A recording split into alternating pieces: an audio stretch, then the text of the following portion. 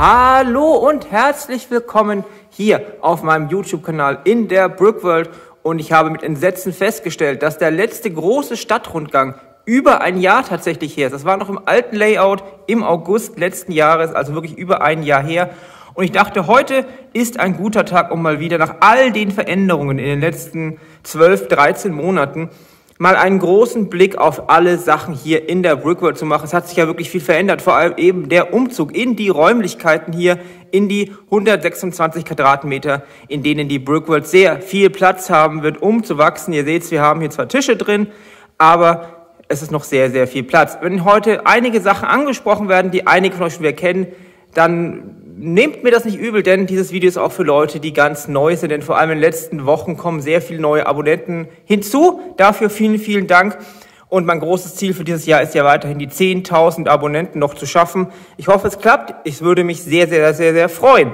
Aber ich würde sagen, wir fangen jetzt gleich mal an mit dem großen Stadtrundgang. Ich glaube, es wird heute wieder eines der längeren Videos und wir fangen einfach gleich hier vorne im Flussbereich an. Der Flussbereich, der momentan hier noch endet. Es kann sein, dass wir in irgendeiner mittelfernen Zukunft hier noch weiter rüber bauen. Ursprünglich war es ja geplant, dass wir hier enden. Aber dadurch, dass ich da drüben den Tisch ein ganzes Stück weiter in diese Richtung schieben konnte, ist hier noch relativ viel Platz. Das heißt, wir könnten hier locker noch 2, 3 Baseplates weitermachen und vor allem auch die Brücke und den Fluss ein bisschen erweitern. Vielleicht machen wir das noch. Könnt ihr ja auch gerne mal in die Kommentare schreiben, ob euch das interessiert. Grundsätzlich fangen wir jetzt einfach mal hier vorne an. Der Fluss hier bewegt sich in diese Richtung, deshalb haben wir auch die Strömung, die angedeutet ist mit ein paar Steinen in der Richtung und macht rein theoretisch einen Bogen hier rüber. Und das, was ihr hier seht, ist eigentlich ein Zufluss. Der wird noch interessant, wenn wir in absehbarer Zukunft hier hinten in die Richtung sehr viel weiter bauen. Aber das ist ein anderes Thema. Schauen wir uns erstmal an, was es im Fluss so zu sehen gibt. Wir haben hier die Bojen, die markieren unsere Fahrroute natürlich. Dadurch, dass wir in diese Richtung den Flussverlauf haben, sind die grünen auf der Seite, die roten auf dieser Seite. Und hier sind Unmengen an diesen 1x2er-Teils verbaut. Ihr könnt sehen, unten drunter sind verschiedene farbige Plates verbaut. Dadurch ergibt sich dieser Tiefeneffekt. Wir haben hier vorne eine kleine Insel. Können wir ein bisschen näher rangehen. Die ist einfach nur auch dazu da, hier noch ein bisschen Leben reinzubringen. Mit ein bisschen Sand, hier eine ältere Dame, die ein bisschen abgetrieben wurde, auf dem Wasser, 2 Leute mit ihren Kanus und da vorne, da gehen wir gleich noch hin, seht ihr noch ein kleines Boot. Hier haben wir den Strandbereich, der wird sich auch noch ein bisschen erweitern, hier fehlt noch ein bisschen was und wenn wir in die Richtung weiterbauen, kommt tatsächlich auch noch einiges dazu. Der Strandbereich ist schon in Anführungsstrichen relativ alt, liegt hier am Fluss und an den Ruinen sind es ja nicht unbedingt hier, an den Überresten der alten Stadtmauer. Und da sind einige Dinge zu sehen. Wir haben sehr viele Leute, die halt eben ihr ein bisschen Freizeit verbringen. Hier wird gespielt, hier gibt es ein Lagerfeuer. Und auch hier habe ich ein System benutzt von Illuminate Your Bricks, meinem Beleuchtungspartner. Alles, was ihr jetzt sehen werdet in diesem Video, ist mit diesem System beleuchtet. Und hier seht ihr Thor, den Bro-Thor sozusagen, aus Endgame, der noch hier auf der freien Fläche demnächst seine eigene Hütte bekommen wird. Das ist noch ein Thema, das hier vorne noch groß fehlt. Hier wird auch noch ein bisschen weiter gebaut. Ansonsten haben wir hier eben sehr viele Badegäste. Da wird auch noch ein bisschen was verbessert, denke ich. Hier ist noch das Schild aus dem Set, kennt ihr vielleicht. Willkommen in New Asgard. Und ja, hier wird ein bisschen Musik gemacht, gegessen, Hund ist da. Hier hinten ist noch ein Herr, der nach Gold sucht, wird wahrscheinlich auch gleich fündig werden. Und dann gibt es hier vorne noch ein kleines Easter Egg. Hier ist nämlich Aquaman, der sitzt hier vor so einer kleinen Hütte. Hütte sage ich schon, eine kleine Grotte. Die ist ein bisschen beleuchtet, sieht man gerade im Licht nicht. Vielleicht bauen wir da hinten noch ein bisschen weiter. Und ansonsten geht hier dann ein Weg nach oben. Ihr habt es vielleicht schon gesehen. Der führt hier an der Küste hoch. An der Küste ist es ja nicht unbedingt. Hier an der Steinwand, an der Steilwand. Und dann hier nach oben in den städtischen Bereich. Ansonsten haben wir hier unten noch, wir bleiben mal hier unten, haben wir die Tropfsteinhöhle. Das war auch ein Thema, das ich sehr, sehr gerne gebaut habe, aber es war sehr, sehr schwierig zu bauen. Beleuchtung hier drin kommt nur durch den einen Besucher da drin, denn großes Thema in der Brickworld ist natürlich, dass wir das Ganze realistisch haben wollen. Deshalb ist auch das Thema Beleuchtung versucht, realistisch zu halten. Das heißt, wir haben hier drin keine natürlichen Lichtquellen, ergibt sich natürlich aus der Sache, sondern nur diesen Herren. Und wir können jetzt momentan hier noch herumgehen, das wird sich noch ändern, wenn hier weitergebaut wird. Aber jetzt können wir auch mal hier von der Seite reinschauen. Und dann seht ihr, die Tropfsteinhöhle ist wirklich ein aufwendiger Bau gewesen. Werde ich auch noch mal ein bisschen weiterbauen, wenn das dann hier rüber geht. Und hier haben wir auch noch eine kleine Möglichkeit reinzuschauen. Werde ich wahrscheinlich noch ein paar Mal machen. Und hier ist noch neben sehr viel Grün hier ein kleines Easter Egg. Hier hinten seht ihr einen Loki aus der Loki-Serie zusammen mit Sylvie, die eigentlich auch eine Variante von Loki ist, und ein TVA-Portal da hinten, das mit dem orangenen Licht. Denn die ganze Story, die in Anführungsstrichen hier ist ja, dass unser TVA-Loki hier vielleicht auf seinen Bruder treffen wird, der hier seine Hütte hat. Also da kommt noch ein bisschen Storyline in die ganze Geschichte rein. Ansonsten haben wir hier unten noch sehr viel Grün verbaut. Dann können wir eigentlich gleich mal hier rüber gehen zum Thema Brücke und schauen erstmal unter die Brücke, würde ich sagen. Denn dort haben wir noch dieses kleine Fischerboot. Kennt ihr vielleicht aus einem der Lego-Sets, ist ein offizielles Set, noch ein bisschen beleuchtet. Und hier hinten ist ein alter Bekannter von Spider-Man zu sehen. Im alten Layout hatten wir noch Spider-Man, der sich hier runtergeschwungen hat. Baue ich vielleicht wieder ein, muss ich mal schauen. Ansonsten schauen wir uns auch mal die Brücke an. Ein Projekt, das erst vor kurzer Zeit abgeschlossen wurde in diesem Layout, denn die Brücke wurde nochmal komplett neu gebaut. Da sind einige Steine drin, also wirklich, ihr könnt euch mal die Videos anschauen über die Brücke, da wurde einiges an Material verbaut. Aber ich bin sehr, sehr zufrieden, sie ist sehr, sehr stabil, sie hält tatsächlich diese große Spannweite ganz alleine aus, ohne diese Tragsel. Die sind tatsächlich nur, in Anführungsstrichen, fake, um das Ganze hübscher aussehen zu lassen. Aber die Brücke selber ist so massiv und fest gebaut mit der Bautechnik, dass sie sich selber hält. Obendrauf seht ihr einiges an Leuten, die eben darüber laufen. Und die Straßenbahn hier drauf und natürlich Beleuchtung. Beleuchtung ist eben ein sehr großes Thema. Wenn wir noch mal kurz in die Totale gehen natürlich, dann seht ihr, Beleuchtung wird komplett durchgezogen. Es ist noch nicht alles beleuchtet, was gebaut ist, aber da gibt es noch einiges zu tun. Hier oben noch ein bisschen Vögel. Wir versuchen natürlich auch, die Natur mit einfließen zu lassen. Und ansonsten seht ihr hier noch einen Konnektor in der Straße. Das sind Konnektoren, die auch vom Beleuchtungssystem, von meinem Beleuchtungspartner Illuminator Bricks sind. Damit kann man nicht nur Gebäudeteile abnehmen, das habt ihr vielleicht schon mal in einem der Videos gesehen, sondern ich habe auch die Autos damit ausgestattet. Das heißt, ich kann meine Autos, die beleuchtet sind, einfach wegnehmen. Darunter sind die Konnektoren an den entsprechenden Stellen wieder hinstellen und sie bekommen ihren Strom und werden dadurch beleuchtet. So viel eigentlich zum Thema Fluss. Ich sehe, wir sind jetzt schon 7 Minuten im Video, das heißt, es wird ein sehr langes Video, aber wie gesagt, ich will euch heute hier mal alle Details zeigen, deshalb werden wir jetzt auch mal ganz kurz die Brücke abfilmen, damit ihr mal hier noch ein bisschen sehen könnt, wie das Ganze aussieht. Baustellen sind überall noch ein bisschen, hier muss noch ein bisschen gearbeitet werden, aber im Großen und Ganzen schließen sich die Lücken und darüber bin ich sehr, sehr froh.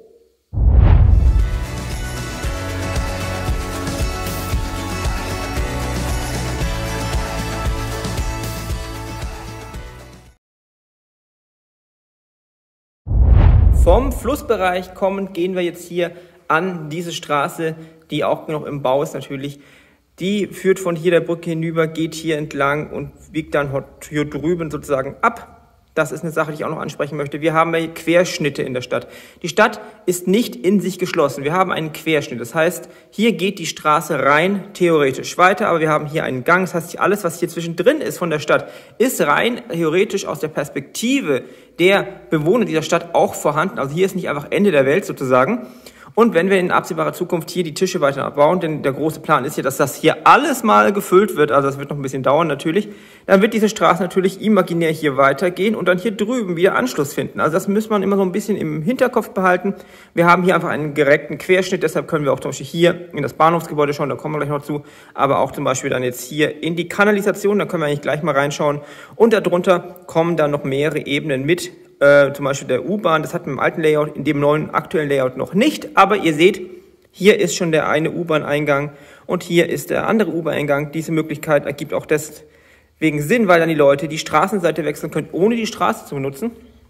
Ich gehe mal kurz mit euch runter. Hier seht ihr, hier ist schon angefangen, die Löcher sind schon reingeschnitten und das ist die King Henry Station, auf der verschiedene U-Bahnen halten. Also ich versuche auch immer so kleine Details einzubauen, auch ein bisschen die Namensgegend beizubehalten. Das ist die King Henry Station. King Henry war der Story der Welt nach einer der Könige der alten Stadt, die dort eben dort hinten noch ein bisschen übrig ist in der alten Brickgate, statt in Old Brickgate.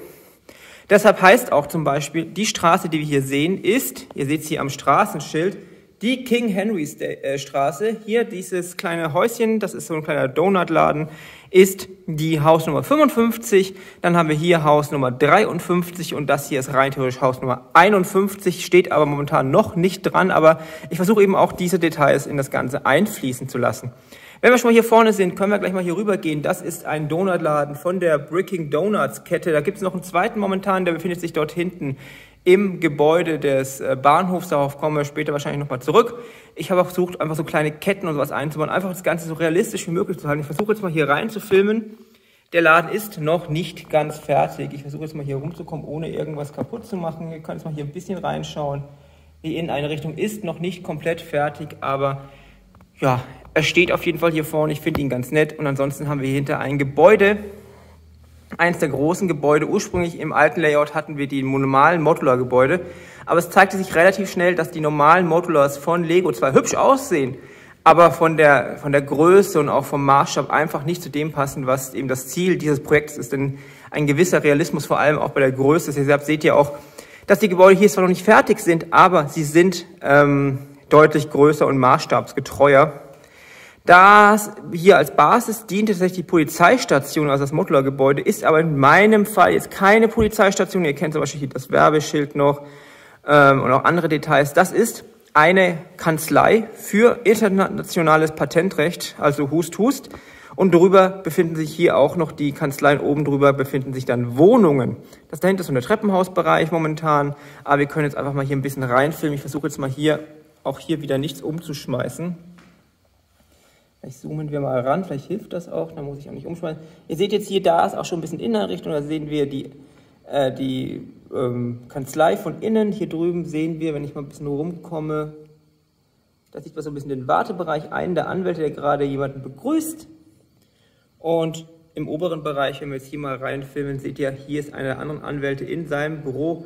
Hier drüben ist rein theoretisch das andere Büro, das ist aber noch nicht ausgestattet. Und wenn wir jetzt mal hier hochgehen, ich gehe jetzt mal wieder ein bisschen weg, seht ihr, hier ist eine der Wohnungen, da läuft gerade der Fernseher, wird geschaut auf dem Fernseher und hier drüben in dem Bereich befindet sich die Küche, da wird sich auch unterhalten, gekocht. Ihr seht, hier ist einiges an Details im Innenbereich, da ist noch ein kleiner Hund zu sehen und oben drüber ist eine weitere Wohnung, auf dessen Dachterrasse momentan eine kleine Party ist, mit Lichterkette, ein paar Gästen etc., fand ich ganz nett und auch hier wird dann noch ein bisschen weiter gebaut. Wenn ich jetzt mal auf die andere Seite gehe, seht ihr, dass das Gebäude hier noch nicht sehr weit vorangeschritten ist.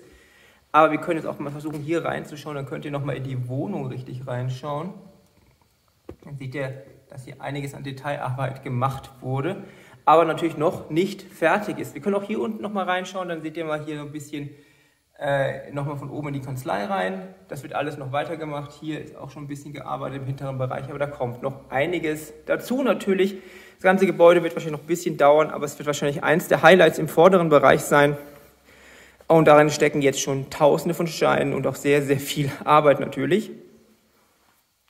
Und hier nebenan, ihr habt es vielleicht schon geahnt, dieses Gebäude basiert auf der Brickbank. Das sieht man auch an den wunderschönen Fenstern hier unten, die es tatsächlich nur in diesem Set gab. Ich habe selber eine Brickbank damals gekauft, als sie rauskam, lange bevor ich dieses Projekt angefangen habe. Weitere Scheiben habe ich dann dankenderweise geschenkt bekommen von der Community, besser gesagt von Patrick, der sehr viel für dieses Projekt tut. Also da sage ich mal vielen, vielen Dank nochmal an dich. Und das ist der Eingangsbereich unserer Brickbank. Ihr könnt jetzt mal hier ein bisschen reinfilmen, dann seht ihr da hinten ein bisschen Leute, die stehen, warten etc. Hier habe ich gerade was umgeschmissen. Aber auch dieses Gebäude ist noch im Bau im oberen Bereich. Hier kommen noch Büros rein, wie ihr sehen könnt. Auch hier oben nochmal. Wobei das hier oben wahrscheinlich keine Büros mehr sind, sondern hier oben kommen wahrscheinlich auch nochmal Wohnungen rein. Denn die Idee ist, dass diese beiden Gebäude im oberen Bereich miteinander verbunden sind. Und das Treppenhaus von dort hinten dient als Treppenhaus für beide Gebäude, um dort oben eben die Wohnungen zu erreichen. Es ist halt einfach Altbau, der so ein bisschen sich verändert hat. Auch das ist eine Idee, die Stadt soll nicht geplant aussehen, sondern einfach gewachsen. Deshalb sind auch manche Sachen vielleicht nicht optimal gelöst. Das ist aber Absicht, damit das Ganze einfach realistischer aussieht. Hier oben können wir dann dankenderweise auch nochmal reinfilmen. Dann kann ich euch mal kurz rein zeigen hier im Bankbereich. Und von außen sehen wir hier auch nochmal, dass hier hinten ein Bankautomat zu sehen ist. Der befindet sich hier an der Bank. Und wenn wir schon mal hier sind, seht ihr, hier sind ein paar Fahrräder abgestellt. Hier ist der zweite Eingang in die U-Bahn, da muss ich noch das Loch reinsägen. Und hier ist ein Herr, der hier so ein bisschen so diese Luftballontierchen macht und die schauen die Leute hier zu. Und hier sind einfach ein paar Details, wie hier oben zum Beispiel auch das Vogelnest natürlich. Und hier Straßenschilder ganz frisch hineingebaut, Ampelanlagen und Straßenbeleuchtung natürlich und die Autos. Und hier ein großes Projekt momentan, die Straßenbahn hier einzubauen in gerades Muster. Ist eine schwierige Sache, aber ich komme ganz gut voran, finde ich. Und wenn wir jetzt mal hier weiter nach vorne gehen, seht ihr auch ein relativ neues Projekt. Habe ich hier vorne noch reingebaut, damit hier ein bisschen Leben reinkommt. Das hier basiert auf dem Friends Central Perk Set. Ist jetzt so ein kleiner Kaffeeshop, wo die Leute davor stehen. Soll einfach Leben in die ganze Geschichte reinbringen. Ich versuche einfach auch kleine Geschichten zu erzählen. Wie ihr zum Beispiel seht, der nette Herr hier ein Date mit der Dame hat. Und hier ist ein Geschäftsmann, der hier irgendeine wichtige Liste sich anschaut. Und das Mädchen hier überlegt sich gerade, ob sich auch was zu trinken holen kann. Hier ist Müll auf der Straße, versuche ich momentan auch ein bisschen mehr einzubauen. Hier schiebt jemand sein Fahrrad, wie ihr sehen könnt. Pizza gekauft, ein Punk mit einer Ratte, 2 Freunde, die hier hochgehen, gerade aus der Straßenbahn. Hier wird sich unterhalten. Sehr viele Leute haben hier natürlich Eis dabei. Das haben sie sich hier vorne in diesem Eisladen geholt. Basiert auch auf einem Set, nämlich auf dem Eiswagen, habe ich auch umgebaut. Und deshalb sind auch hier sehr viele Leute natürlich mit Eis unterwegs. Ich versuche Leute mit Handys einzubauen. Hier hat jemand sein Geld verloren. Natürlich auch sehr viele Leute, die immer dabei mit Gepäck, weil wir sind ja natürlich hier in einem Verkehrsknotenpunkt mit dem Bahnhof, der U-Bahn etc., der Straßenbahn. Und ja, ich versuche einfach das Ganze so lebendig wie möglich zu machen. Und eigentlich soll so gut wie kein Charakter nichts in der Hand haben. Das ist so ein bisschen mein Thema, damit einfach mehr Leben reinkommt und natürlich auch ein bisschen dynamischere Haltungen. Nicht einfach nur stehen, wenn sie nicht wirklich stehen, sondern auch hier, wie ihr sehen könnt, die sind alle so ein bisschen in Bewegung. Das ist auch noch relativ neu. Hier noch ein kleiner Kiosk. Da seht ihr gerade, wie ein Junge sich darüber freut, dass er gerade ein neues Comic-Heft kauft. Hier bei dem kleinen Shop hier drin, da gibt es hauptsächlich Zeitungen. Hier draußen seht ihr es auch. Und hier noch eine Litfaßsäule. Und hier auch ganz großes Thema, gibt es ein extra Video dazu. Eine gebogene Straße, ihr seht, dass die Straße hier macht eine S-Kurve. Das funktioniert mit sehr, sehr vielen Steinen, und zwar sehr viele Tiles, wie auch sehr viele Plates. Und dadurch lässt sich die Straße hier in diese schöne S-Form bringen, was noch mal ein bisschen mehr, ja, das Thema löst, dass wir nicht im Grid bauen wollen. Mein großes Ziel ist natürlich auch, dass nicht alles komplett eckig aussieht, sondern auch ein bisschen Bögen drin sind, damit das Ganze eben ein bisschen natürlicher aussieht. Ansonsten haben wir hier vorne dann den Weg langsam zum Gebäude des Bahnhofs, das allergrößte Gebäude in der Brickworld. Momentan kann ich nicht sagen, ob das auch in der Brickworld das größte Gebäude bleiben wird, aber schauen wir mal, was so die nächsten Jahre bringen. Der Bereich hier ist noch aus dem alten Layout. Hier ist ursprünglich eine Haltestelle gewesen für Straßenbahnen. Hier eine Info, wie ihr sehen könnt. Ob dieser Bereich so bleibt, bin ich mir noch nicht ganz sicher. Denn ursprünglich war es geplant, dass hier in diesem Bereich der Busbahnhof noch hinkommt, vor das Portal des Bahnhofs. Aber das ist inzwischen geändert, denn hier kommt jetzt ein Marktplatz hin. Da haben wir schon angefangen, das schauen wir uns auch gleich noch an. Aber das ist sozusagen die Straße. So, weiter geht's mit dem Bereich hier vorne vor dem Eingang des Bahnhofs. Ich habe mir jetzt hier ein bisschen Unterstützung geholt, damit ich hier besser filmen kann. Also ich halte jetzt an einer Stange fest. Nicht wundern, wenn es vielleicht ein bisschen ruckelig zwischendurch ist. Wir haben jetzt hier angefangen mit dem Bereich vor dem Bahnhof. Hier soll jetzt ein Marktplatz hinkommen, der hier mit diesem Kopfsteinpflaster gebaut wird. Ist sehr aufwendig, sehr steinintensiv, sieht aber meiner Meinung nach sehr, sehr nett aus. Hier seht ihr jetzt ein bisschen flächendeckender. Hier haben wir jetzt angefangen, vor kurzer Zeit erste Buden aufzubauen. Ihr seht jetzt hier einen kleinen Bude, in der es was zu trinken gibt. Hier so ein bisschen asiatisch angehaucht, gibt es was zu essen zu kaufen. Und hier kann man so ein bisschen, ja, Richtung Tacos und dergleichen kaufen. Und da sehen wir auch noch einen Wagen, der Gemüse verkauft. Und hier einfach das ganze Leben vor dem Eingang in den Bahnhof. Hier noch ein kleiner Wagen, der Popcorn verkauft, sehr viele Leute mit Gepäck. Und hier eine kleine Demonstration für den Frieden direkt auf den Stufen des Bahnhofs. Die Polizei schaut sich das Ganze natürlich an und hier wird fotografiert. Das ist der Eingangsbereich. Ich versuche mal hier ein bisschen weiter rüber zu filmen. Ihr seht, Union Brick Railroad, das ist der Betreiber des Bahnhofs und so viel eigentlich im Bereich hier vorne. Mehr ist hier noch nicht geschehen, aber im Großen und Ganzen wird das Ganze hier vollgebaut werden. Hier vorne kommt noch ein Taxistand hin und hier drüben bin ich noch nicht ganz sicher, was wir hier machen. Wir müssen auf jeden Fall hier noch alles weiter bauen. Ich bin jetzt mit euch mal auf die andere Seite des Tisches gegangen. Ihr seht, da drüben ist die Straße, jetzt sind wir auf dieser Seite, um euch einfach mal zu zeigen, wie es auf der anderen Seite vom Eingang des Bahnhofs aussieht. Denn hier haben wir in den letzten Wochen, Monaten auch einiges gebaut. Ihr seht, hier ist nochmal ein kleiner Parkplatz für die Fahrräder. Hier ist nochmal eine kleine Rampe, damit auch gehbeeinträchtigte Menschen hier hochkommen. Hier haben wir auch einen Rollstuhlfahrer, um das Ganze ein bisschen zu zeigen. Und hier ist eine Haltestelle für die Straßenbahn, denn die teilt sich hier da vorne, wie ihr sehen könnt. Und die ist dann hier, ich versuche mal hier ein bisschen rein zu filmen. Ich hoffe, es funktioniert. Dann seht ihr jetzt mal so ein bisschen, wie das hier aussieht. Sieht man eigentlich in der Realität relativ schlecht. Aber das ist auch hier gebaut. Ansonsten seht ihr hier noch den einen Nebeneingang in das Bahnhofsgebäude. Da ist hier noch ein Parkplatz angedeutet. Da ist noch geplant, dass hier noch ein Krankenwagen hinkommt. Denn die Idee ist, dass wir hier einen kleinen Polizei-Notarzteinsatz haben. Dann auch noch mit Beleuchtung, also mit Blaulicht und so weiter. Hier steht schon das Polizeiauto. Und hier endet dann jetzt auch langsam das Kopfsteinpflaster und geht jetzt hier über zu einer normalen Seitenstraße, die dann irgendwann in ferner Zukunft hier zum restlichen Teil der Stadt führen wird. Ist noch ein bisschen schmaler. Ich sehe auch, hier ist ein bisschen Gehweg. Hier wird auch gerade ein bisschen an der Fassade des Bahnhofs gearbeitet. Und ja, ansonsten ist jetzt hier nicht mehr sehr viel. Ein bisschen Figuren, die so ein bisschen hier Leben reinbringen sollen. Und ja, dann sieht man jetzt eigentlich gar nicht mehr so viel momentan. Dann ist hier, gleich schwenken wir darüber, der Übergang, ein Eingang in die Altstadt. Das ist eines der ältesten Teile der Brickworld mit dem Rundturm, den wir hier gebaut haben. Kann ich mal ein bisschen aus der Nähe zeigen.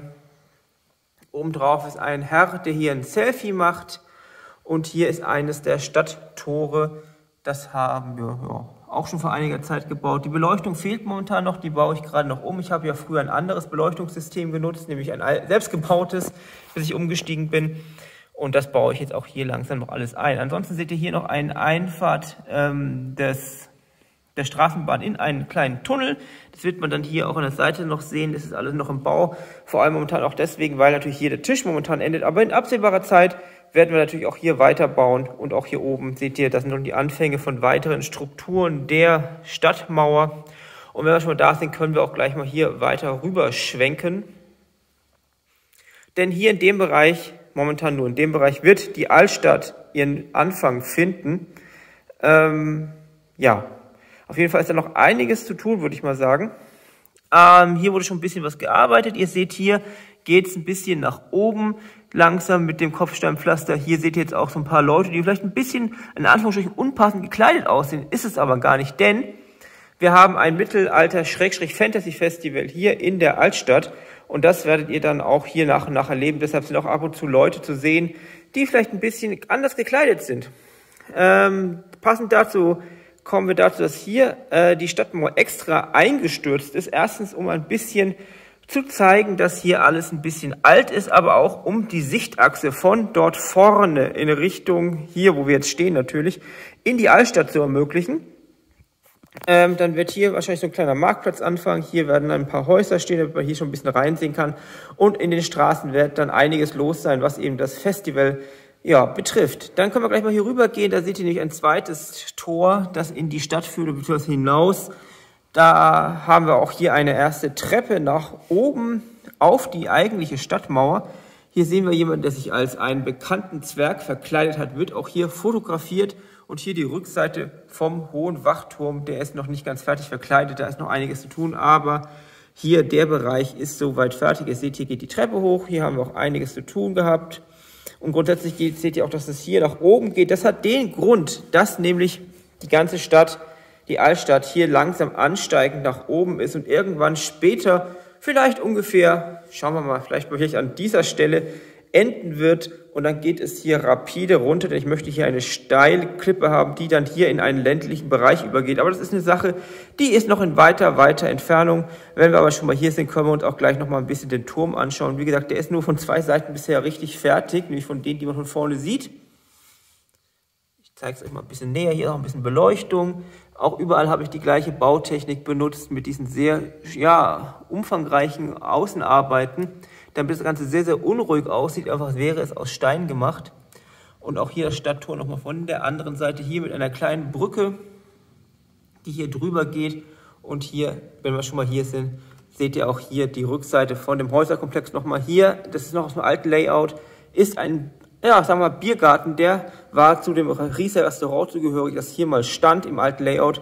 Der wird noch ein bisschen umpositioniert, hier vorne kommt noch ein Spielplatz hin, aber hier in dem Bereich kommt auch noch ein Restaurant hinein in das Gebäude. Das heißt, das wird alles noch ein bisschen umgebaut, aber der Biergarten wird tatsächlich bleiben und hier vorne vor der Kulisse der alten Stadtmauer, ja, fungieren. Was hier drin passiert wird, habe ich euch schon gesagt. Ansonsten wird alles nach und nach dann weiter in diese Richtung fortgeführt werden. Ist eine Sache, die wir noch in einiger Zeit, Jahren wahrscheinlich noch zu tun haben. Aber das ganze Projekt wächst und wächst natürlich.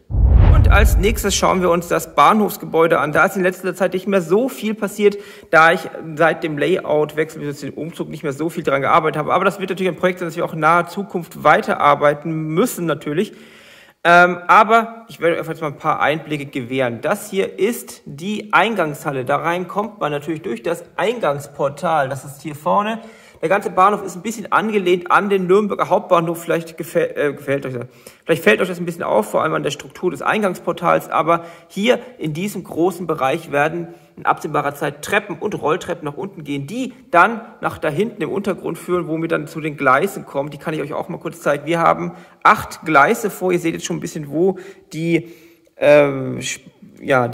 Bahnsteige sich befinden werden. Hier einer, hier einer, hier einer. Das da ist ein Durchfahrtsgleis und dann haben wir hier nochmal einen Bahnsteig und da hinten werden wir dann noch ein bisschen Abschlussarbeiten machen. Aber wir haben tatsächlich 8 Gleise. Ich kann mal noch ein bisschen rüberschwenken. Das wird dann ein bisschen kleiner zu 3 Gleisen hier und hier sind die ganzen Anlagen, die eben die ganzen Schienen und natürlich auch die ganzen Weichen, alles mit Trixbricks verarbeitet, soweit nötig.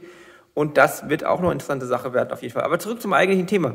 Hier ist der Bahnhof. Der Bahnhof ist im Prinzip ein Einkaufszentrum, wie auch in vielen anderen Bahnhöfen. Wir haben hier, da fehlt auf jeden Fall noch was, aber hier seht ihr, ich versuche mal hier rein zu filmen, dann können wir mal hier unten reinschauen. Hier geht eine Treppe nach oben, die führt hier geteilt nach oben in das obere Stockwerk. Ansonsten sind auch hier noch die Aufzugschächte, da ist noch gar kein Aufzug drin, aber das ist auch noch eben Teil des Ganzen. Ansonsten seht ihr hier oben noch ein bisschen Leben reingebracht. Wir sehen hier jemand, der Bricking Donuts kauft. Hatten wir vorne ja schon mal einen Bricking Donuts Laden. Der andere Bricking Donuts Laden ist dort hinten zu sehen. Der ist hinter unter dieser Treppe. Das müssen wir gleich mal von der anderen Seite nochmal schauen. Oder ich setze mich, ich kann mich nicht hier aufsetzen. Machen wir gleich nochmal. Ja. Hier befindet sich momentan im Ausbau die erste Klasse Lounge, die dann hier runterschauen kann auf das Fußvolk sozusagen. Seht ihr, hier ist der Eingang hier vorne. Ist alles noch ein bisschen im Bau. Hier unten, wo noch nichts zu sehen ist, bekommt eine Pizzeria rein, so ein bisschen aber im Fastfood-Modus sozusagen. Hier ein Wartebereich und das führt dann natürlich hier vorne zu den Treppen und so weiter. Und hier unten kommen die ersten Läden. Hier ist ein Blumenladen, darf natürlich in keinem Bahnhof fehlen. Ich versuche jetzt mal hier ein bisschen rein zu filmen. Ist nicht so einfach mit der Kamera. Aber alle Läden sind voll eingerichtet. Natürlich sieht man später auch ein bisschen besser von außen noch. Hier ein Gaming-Laden, also hier gibt es Spiele und dergleichen. Hier Werbefigur und hier ein Handyladen. Da muss ich mal kurz hier über die Außenmauer gehen und dann sehen wir hier von außen einen Kiosk, der ist hübsch eingerichtet meiner Meinung nach. Hier, das ist nämlich jetzt auch nochmal ganz wichtig. Wie gesagt, wir haben einen Querschnitt und ich habe extra mir gesagt, dass wir von der Seite in das Bahnhofsgebäude hineinschauen können werden durch offene Wände, damit man einfach das ganze Leben hier drin sehen kann. Ihr seht, hier ist einiges los. Ich versuche jetzt mal hier durchzufilmen. Da ist noch ein kleiner Stand, wo man so ein bisschen Fisch etc. essen kann. Ist auf dem Hidden Sides Set basierend mit dem Diner. Und hier geht es auch nach unten, denn Im unteren Bereich, hier unten ist natürlich jetzt noch gar nichts zu sehen, außer Kabel, wird es auch noch ein bisschen Leben geben. Da werden noch ein paar Geschäfte kommen, da wird es noch Verbindung geben nach da drüben zum U-Bahn-Bereich, der hier unten noch kommt und natürlich auch eben die Wege zu den Gleisen. Auf der anderen Seite haben wir das chinesische Restaurant, das ist fast fertig, außer die Küche fehlt da hinten noch. Da habe ich mich auch darum gekümmert, auch sehr schön eben in diesen Stil einzufangen, indem wir auch die Fenster von innen nochmal verkleidet haben. Und wir haben auf jeden Fall einiges an Gästen und ich denke, das sieht auch von außen. Ich versuche jetzt mal, wie gesagt, nochmal hier rüber zu filmen. Da müssen wir mal hier rüber gehen. Und dann kann ich hier mal reingehen. Dann seht ihr auch mal den Eingangsbereich des Ganzen. Und auf der anderen Seite sehen wir hier oben auch noch weitere Geschäfte. Hier hinten ist noch geplant, ist schon geschrieben ein Sportgeschäft, also Sportkleidung.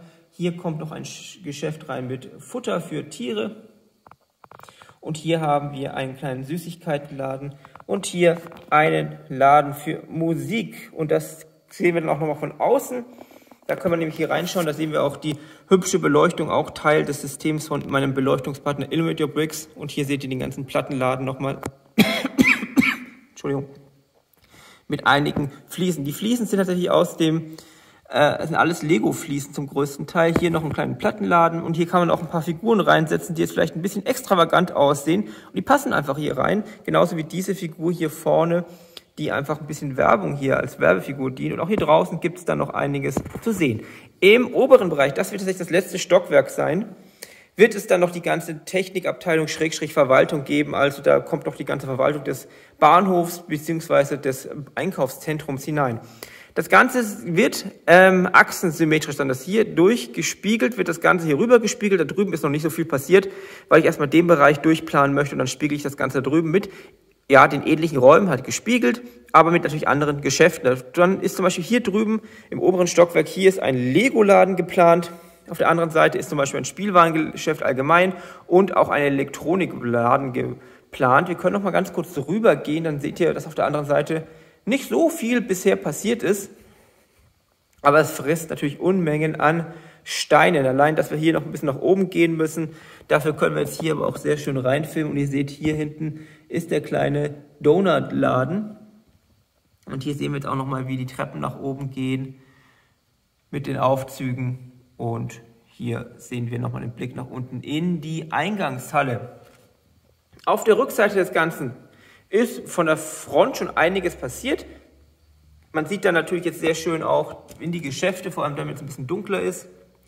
Und hier kommen dann die Bahnsteige hin mit Überdachung etc. Da wird auch noch einiges zu tun sein. Natürlich kommen dann auch noch Züge hinzu. Hier ist schon ein erstes Testexemplar sozusagen.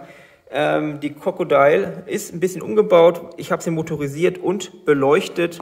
Können wir vielleicht auch mal ganz kurz anmachen. Hier ganz live jetzt mal kurz.